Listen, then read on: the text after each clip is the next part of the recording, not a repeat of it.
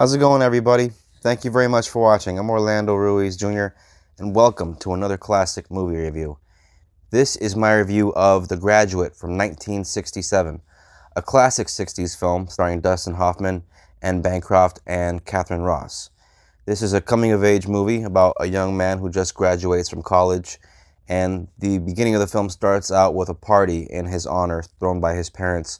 His family and friends are there, friends of the family, and he really doesn't want to be there. You can gather from the opening with him there and sort of trying to avoid talking to everybody, and everyone sort of patting him on the back. And after a while, you can see it on his face and just the way he interacts with everybody. He's really not in the most social of moods. He just wants to go up to his room, and he has an opportunity to leave the house when somebody asks him for a ride home. That somebody being um, Mrs. Robinson, played by Anne Bancroft. And Anne Bancroft is really good in this movie as Mrs. Robinson, by the way. I'm not too familiar with many of her movies.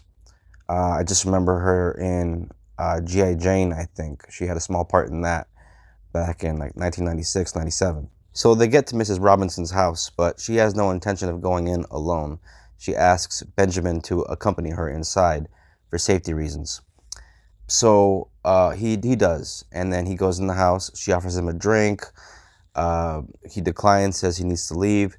She says, "Can you follow me upstairs to the bedroom, just to make sure everything's cool, of course."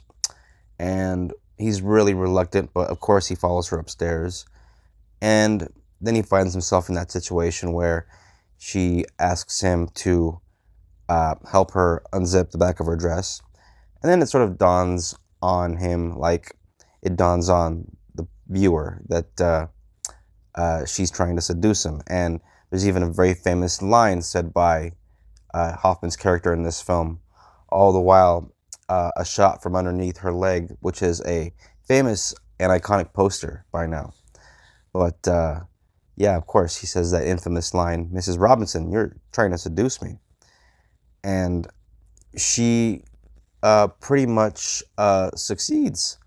But, it gets really complicated because he knows that this is a problem.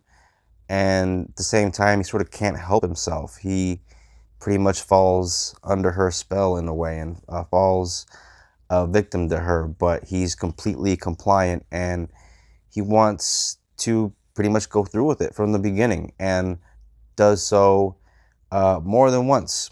Things get even more interesting one day when Ben is at home, just hanging out, floating in his pool, relaxing, and the Robinsons show up. Mrs. Robinson and her husband.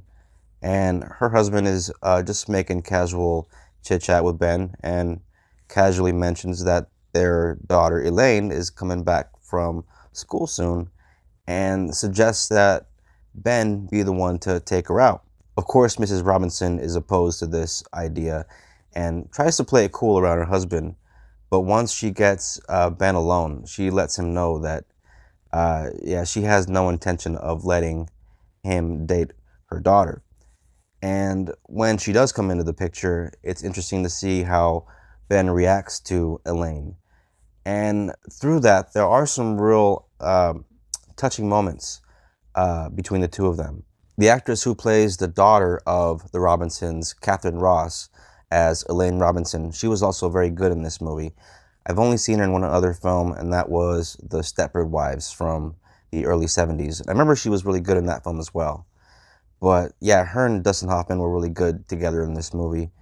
And you really feel that he cares for her as the movie progresses, and his feelings sort of transition over from her mother to her. And of course, that really creates an awkward situation for all of them. I'd also like to mention that the actor who plays Mrs. Robinson's husband in the film is Murray Hamilton. Murray Hamilton was the mayor, the idiot mayor from Jaws, and he also had a small part in 1961's The Hustler, starring Paul Newman, a movie that I happen to have a review on this channel for, if you want to check that out. It's a great movie.